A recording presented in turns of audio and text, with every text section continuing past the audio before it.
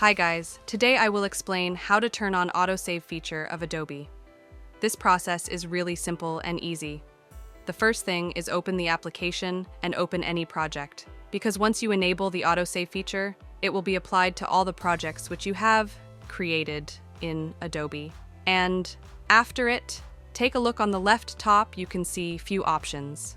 And from these options, you have to select this one edit.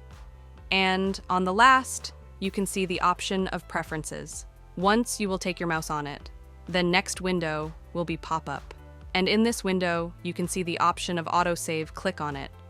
And on the top, you can see the option of automatically save projects. Like now this feature is off, but if I click on it, then this feature will be on. And you can also adjust the time, like it's on 15 minutes. If you will type here 5, then Adobe will save the project automatically after 5 minutes. The last thing is, tap on the option, OK. Now, the autosave feature has been turned on and project will be saved automatically on your selected specific time. And it was the way by which you can do it easily.